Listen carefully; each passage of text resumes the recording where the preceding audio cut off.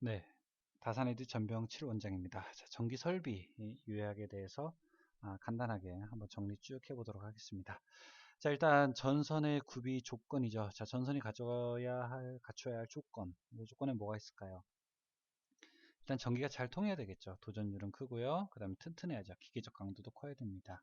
그 다음에 신장률 크고, 그 다음에 내구성 있어야 되고, 비중은 작고, 가벼워야 되고요. 가선이 용이할 것, 가격이 저렴할 것, 쉬울 것, 뭐 다 상식적인 얘기죠.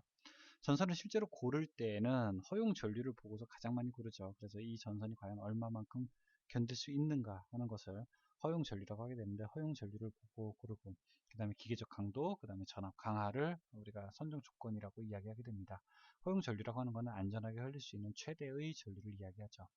자, 총 소선수는요, 뭐 이런 공식들이 있죠. 그래서 뭐 2층일 때 몇 가닥이냐, 3층일 때 37가닥, 4층일 때 61가닥, 뭐 그래서 이렇게 이제 계산하는 공식들도 있고요. 연선의 단면적이라고 하는 것은 이 소선 하나의 면적에다가 소선의 개수를 곱한 것을 연선의 단면적으로 계산하게 됩니다. 이 동선, 구리선은 경동선, 연동선 두 개로 나눌 수가 있어요. 경동선은 딱딱한 거, 인장 강도가 커서 가공선로에 사용하는 거, 연동선, 전기 저항이 작고 부드럽고 주로 우리가 옥내 사용하는 거, 일반적인 전선이 연동선이 되겠습니다. 자, 전선의 고유 저항은 경동선이 조금 더 저항이 큽니다. 55분의 1이고요. 연동선이 조금 더 작아요. 58분의 1이 되게 됩니다. 전선 이제 종류를 쭉 놓게 되면 우리가 기본적으로 이제 이렇게 6가지 이야기할 수 있고, 자, 중요한 건 이제 캡타이어 케이블은 어디 사용하느냐, 공장, 광산 등에서 뭐 이동용, 혹은 이것보다 더 널리 광범위하게 사용된다. 이렇게 이야기를 할 수 있습니다. 전선의 접속은요, 전기 저항을 증가시키지 않아야 된다. 기계적 강도를 20% 이상 감소시키지 않아야 된다. 저를 위해서 테이프나 와이어 커넥터로 보호한다. 그 다음에 접속은 박스 안에서 한다. 이런 사항들을 우리가 지켜줘야 되죠. 특히 이제 두 번째 요거 많이 나오죠. 기계적 강도를 20% 이상 감소시키지 않는다라고 다는 것은 기계적 강도를 80% 이상 유지한다. 뭐 이런 얘기랑 똑같은 이야기가 되는 거죠. 전선의 접속, 트위스트 접속, 브리타니아 접속 대표적인 접속입니다. 트위스트 얇아요 왠지.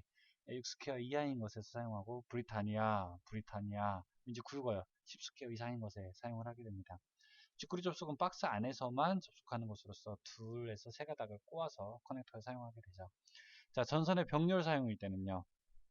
동일한 도체, 동일한 굵기, 동일한 길이를 사용하게 되고 동선 50스퀘어 이상 또는 알루미늄 80스퀘어 이상일 때 사용하게 됩니다. 3루 스위치라고 하는 것은 2개수 전멸을 이용하죠. 그렇죠? 그래서 만약에 3개수에서 전멸하게 되면 어떻게 되느냐? 그러면은 3루 스위치 2개, 사로 하나. 만약에 4개수에서 전멸하면 어떻게 되는가? 3루 2개, 사로 2개. 그렇게 이제 이용할 수 있게 되는 거죠. 타임 스위치는 주택일 때는 3분, 호텔일 때는 1분으로 그 시간을 제한하게 되고요. 멀티탭은 한 개의 콘센트 여러 개를 연결하게 될 때 사용을 하게 됩니다. 고압용 포장 표준은 1.3배에 견디고 2배의 전류에 120분 안에 응단되어 있어요. 1.3, 2, 120 이렇게 암기하면 좋고요. 비포장은 1.25배에 견딜 수 있어야 되고 2배의 전류에 2분 안에 응단되기 때문에 1.25, 22 이렇게 하면 좋습니다. 저압용 표준은 얼마에 견뎌야 됩니까? 1.1배, 또 퍼센트로 나올 수도 있어요. 그렇죠? 그때는 110%에 견딘다 이렇게 또 대답을 할 수 있습니다. 이 측정하는 공구 여러 개가 있어요. 와이어 게이지, 전선의 굵기 측정하고요. 그다음 버니어 캘리퍼스 세 가지. 지름, 안지름, 깊이 측정할 수 있고요. 와이어 스트리퍼 벗기고요. 그쵸? 프레셔 툴 압착하는 거고요. 클리퍼 절단할 때 사용하고요. 오스터, 나사를 사용하게 되죠. 이렇게 여러 가지 공구들도 있고요. 리머라고 하는 것은요. 관 안의 면을 다듬을 때 사용하는 거. 그래서 이제 합성수지관이나 금속관 같은 경우에 관 안면이 그냥 거치기 때문에 관 안면의 거친 부분으로서 발생할 수 있는 피복의 손상을 방지하기 위해서 리머라는 것을 이용하고요. 포지션은 홀 커터 또 이런 말도 쓰게 돼요. 그쵸? 홀 구멍을 자르는 거죠 말 그대로.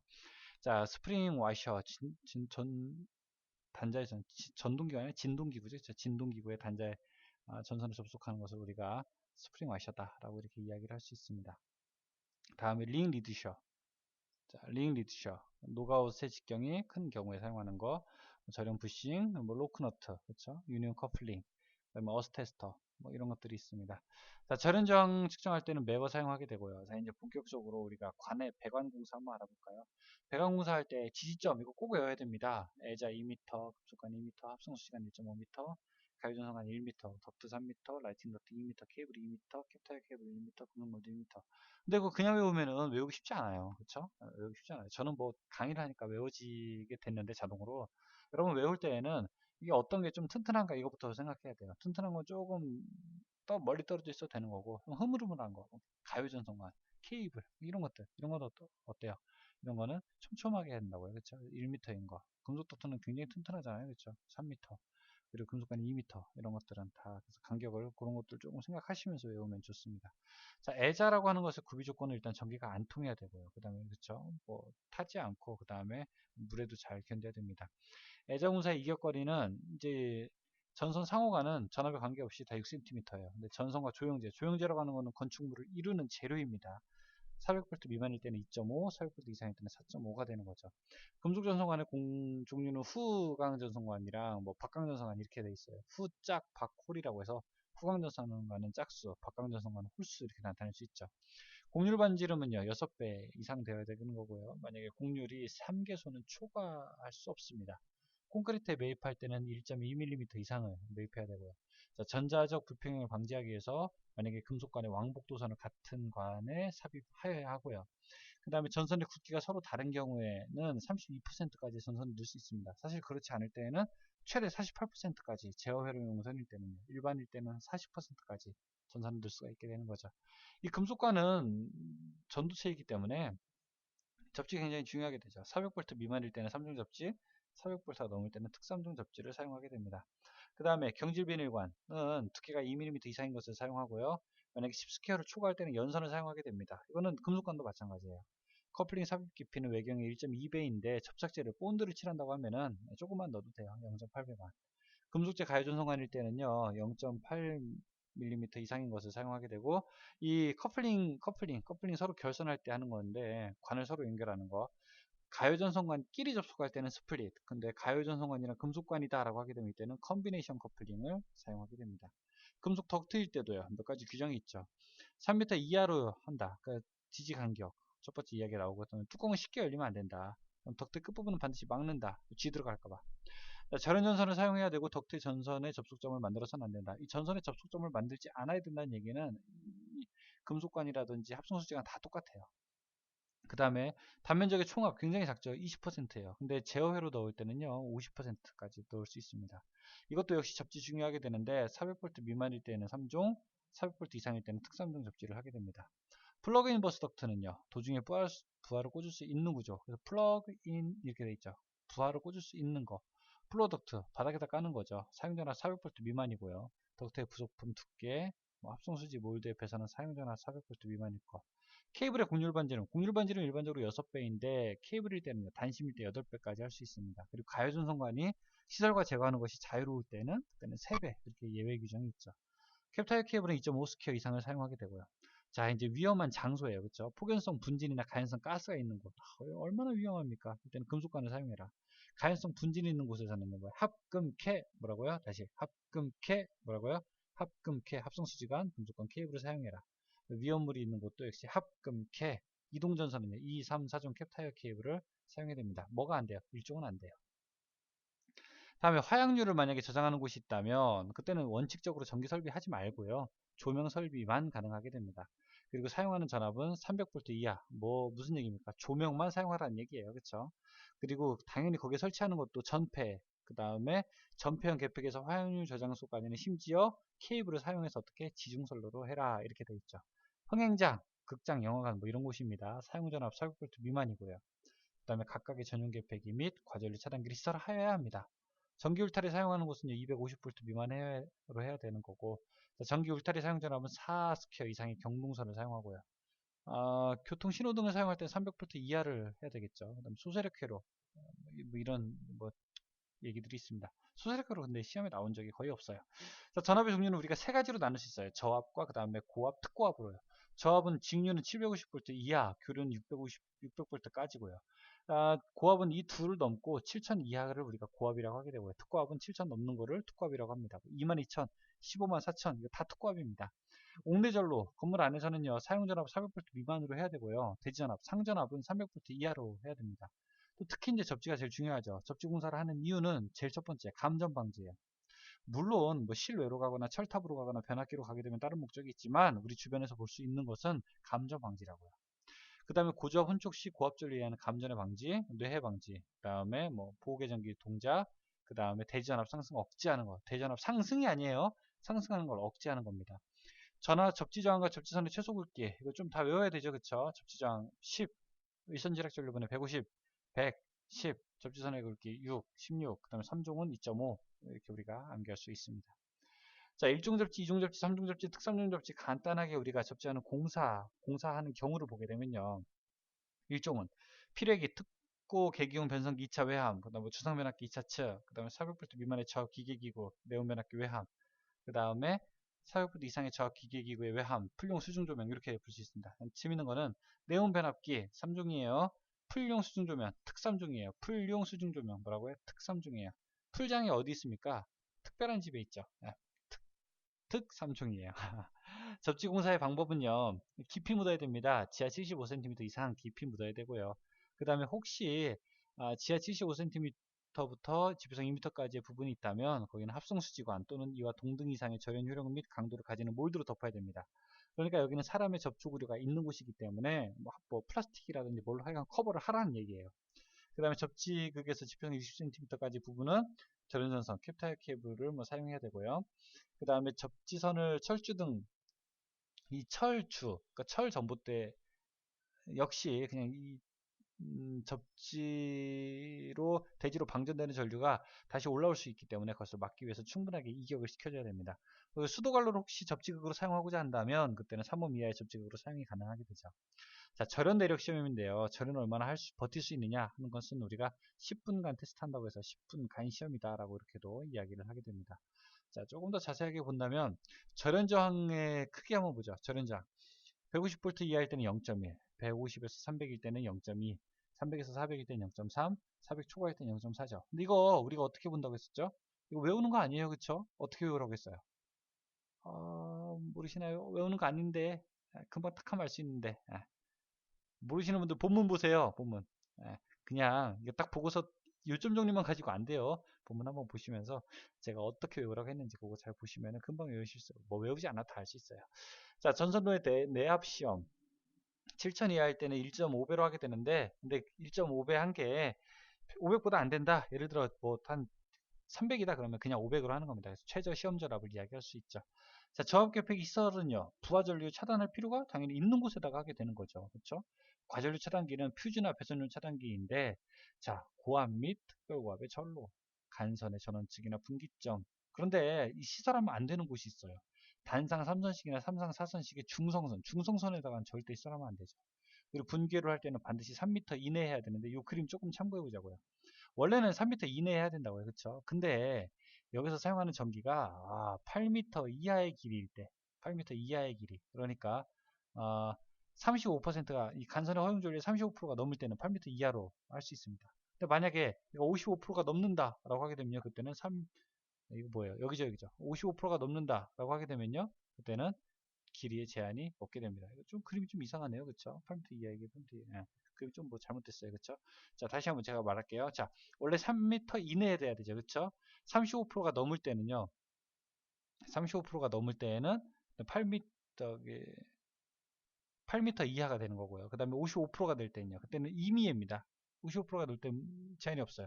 근데 그때 또 여긴 줄어드네요. 35% 줄어든다면 그때는 8m. 맞네요. 그쵸? 자, 전동기 전선의 허용 전류. 전동기 전선의 허용 전류는요, 50A 이하가 되는 경우랑 50A 초과인 경우 있습니다. 이게 전동기 전류가요. 전동기 전류가 만약에 50A 이하라면은 1.25에다가 전동기 전류를 곱한 것에다가 기타 부하의 합을 우리가 전선의 허용 전류를 하는 거고요. 다음에 50A를 초과한다고 하면 1.1을 곱하죠. 만약에 10A다 그러면은 1.25에서 12.5를 버텨야 되는 거고요. 100A다 그러면요, 1.1을 해서 110을 버텨야 되는 것이죠.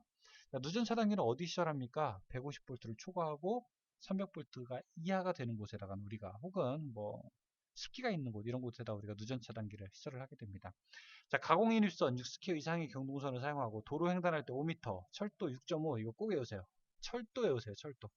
자, 철도 잘 나옵니다. 철도는 얼마? 6.5. 횡단보도 3m, 기타 장수 3m. 그래서 도로랑 철도 요거 외우시면 좋아요. 연접인입선. 자, 수용장소의 인입선에서 분기하여 지지물에 거치지 않고 다른 수용장소 인입구에 일어나서 이거 가공인입선이랑 조금 요새 시험 문제 좀 헷갈리게 나와요. 가공인입선은 이 가공선로에서 직접 오는 거고요. 연접은요 옆집에서 오는 거예요. 수용장소의 인입선에서 분기하여 뒤에 지지물을 거치지 않고 이거 보지 말고 어디서 분기했느냐 이것도 잘 보시기 바랍니다. 자, 연접유니선 할 때 주의할 사항 세 가지가 있어요. 숫자로 보죠. 첫 번째 100m가 넘지 않아야 되고요. 두 번째 폭 5m 넘는 도로 못 건너고요. 세 번째 옥내를 통과할 수가 없다. 이렇게 우리가 알 수 있습니다. 자, 그 다음에 배전선로와 재료의 기구 안전율. 안전율이라고 하는 것은 몇 배 더 여유 있게 하느냐 뭐 그런 거죠. 그렇죠? 그래서 이 이상이 돼야 되는 거고요. 자, 지지물의 종류는 목주, 철주, 철근, 콘크리트, 철탑 이런 거 있는데 특히 철탑은 지선을 사용할 수가 없죠. 그래서 지선을 사용하면 안 되는 게 뭡니까? 라고 하게 되면 철탑이라고 할 수 있습니다. 자, 건주공사는 전주를 뭐예요? 세우는 거를 우리가 건주공사라고 하게 되죠. 건설한다 하면 되게 됩니다. 그래서 자, 이때 땅에 묻히는 깊이 굉장히 중요하게 되는데 15m 이하일 때는 6분의 1만 묻으세요. 그러니까 12m일 때는 2m만 묻으세요. 15m가 넘게 된다면 이때는 2.5m 이상 묻어야 됩니다. 그리고 만약에 철근 콘크리트 주로서 14m 이상 17m 이하이고 설계 과정이 700kg을 초과하고 1000 이하일 때는 뭐 30을 가산한다 이런 얘기도 있죠. 자, 경관 전주와 전주 사이에요. 시가지 시내일 때는 30에서 40m, 시가지 외일 때는 40에서 60m. 보통 우리가 50m 정도로 보고 있습니다. 장주는 뭘 다닥다닥 붙이는 거예요. 그러니까 건주, 전주를 이렇게 땅에다가 세우는 게 건주고요. 장주는 그 옆에다가 뭘 붙이는 거죠. 부속품을 붙이는 거죠. 자, 그래서 거기 붙일 때 필요한 타이, 묶는 게 암타이, 암타이 밴드, 암밴드 이런 거 있는데 자, 지선 밴드가 지선을 고정할 때 제일 많이 나오는 건 요새 행거 밴드죠. 변압기를 설치할 때 변압기를 전주에 묶어야 될 거 아니에요. 그쵸? 그때 쓰는 밴드가 행거 밴드입니다. 자, 전주 넘어지지 말라고 설치하는 게 지선입니다. 지선은 세 가닥 이상을 반드시 꼬아서 사용을 해야 되고요. 그 다음에 그 가닥은 2.6 이상, 그 다음에 2mm 이상의 금속선이나 아연도금 강연선이어야 됩니다. 그냥 땅에다가 그냥 뭐 박는 게 아니라 금가 땅에다가 철근 콘크리트 블록을 설치하게 됩니다. 지선의 중간에는 지선 의자를 설치하게 되고요. 안전율은 2.5 이상입니다. 굉장히 이거 기조 굉장히 중요하죠. 지선의 종류에는 보통 지선, Y지선, 수평 지선, 궁지선이 있게 되고요. 저압 및 고압 가공전선의 높이는 도로 횡단할 때 6m, 그다음 철도는 6.5. 아까 나왔었죠. 근데 지금 이건 가공전선의 높이에요. 인입선이 아니라 횡단보도는 3.5, 일반 장소일 때는 5m가 되겠습니다. 자, 전선을 묻는 방법은 뭐 지중 매설식으로서 관로식, 암거식 또는 직접 매설식이 있어요. 직접 매설식일 때는 깊이 묻어야 되는데 1.2m 이상 묻을 수 있습니다. 근데 차량이나 기타 압력을 받을 우려가 없어요. 그런 우려가 없을 때는 0.6m 이상 깊이 묻을 수도 있죠. 자, 우리가 배전반 중에서 폐쇄식 배전반, 큐비클형이라고 해서 요즘에는 지하의 전기실 같은 데 가보게 되면은 다 캐비넷 안에 들어가 있죠. 그런 걸 우리가 큐비클형 배전반이라고 이야기합니다. 내면이 다 폐쇄가 되어 있고요. 배전반 앞면은 앞벽과 2m 이상의 간격이 있어야 되고요. 분전반 같은 경우는 절대 은폐, 숨기면 안 됩니다. 그렇죠? 달력이나 뭐 액자 이런 걸로 숨겨놓으면 안 돼요. 자, 교류 과전류 계전기 OCR은 단락이나 과부하시 동작하게 되고요. 자, 이제 차단기 소호 매질에 따른 분류인데요. 기중은요, 대기, 공기는 압축 공기, 자기는 마그네트 자기력, 유입은 기름, 가스 차단기는 SF6 가스를 사용하게 됩니다. 그래서 각각의 소호 매질에 따라서 차단기의 종류도 우리가 나눌 수 있게 됩니다. 반의 뒤쪽은 배전 및 기구를 설치하지 말고 뭐 배전함 이런 거예요. 난연성 합성 수지로 된 것은 두께 1.5mm 이상으로 내아크성, 아크에 대해서 견딜 수 있어야 되는 구조고요. 강판재는 두께 1.2mm 이상이어야 됩니다. 천장은폐 배선, 천장에 숨기는 거는 우리가 그냥 쭉 이렇게 기호로 나타내게 되죠. 길게. 콘센트는 이렇게 동그라미 그리고 점 2개. 근데 이 한쪽에다가 색칠하게 되고 이건 벽붙이에요. 엄연하게. 방수형은 워터프루프라고 해서 WP를 하게 되고요. 번폭형은 우리가 EX. 배선율 차단기는 그냥 브레이커라고 해서 B를 딱 표기를 하게 됩니다. 자, 위로 넘어가 보죠. 설비를 수변전 쪽으로 좀 가게 되면은 자 이제 뭐 배전반, 분전반, 제어반 있는데 하나도 안 칠한 거, 한쪽 칠한 거, 두 개 칠한 거, 배, 분체 이렇게 기억하시면 좋고 진산용 콘덴서는 콘덴서 기호가 같이 들어있게 되죠. 수변전 설비에서는 우리가 또 왜 알고 있어야 되는 게 수용률, 뭐 부하율, 부등률 이런 거 알고 있어야 됩니다. 근데 수용률을 하나만이라도 정확하게 알아야 돼요. 부하 설비, 총 부하 설비 중에서 최대 수용 전력, 전기를 최고만 했을 때가 얼마냐 이렇게 하는 거죠. 예를 들어 여러분이 한 100 정도 있다. 집에 있는 거 전기 제품 다 합치니까 100 정도 있다. 근데 한 번에 다 못 쓰죠. 한 70 정도 쓴다라고 하게 되면은 그때는 수용률이 70%가 되는 겁니다. 그래서 보통 우리가 수용률을 60에서 70% 정도로 적게 됩니다. 그래서 부하 설비 용량을 추정할 때는 부하 밀도에다가 연면적을 곱한다. 뭐 이런 얘기도 있고요. 부하율은 최대 수용분의 평균 수용, 부하율이라고 하게 되고요.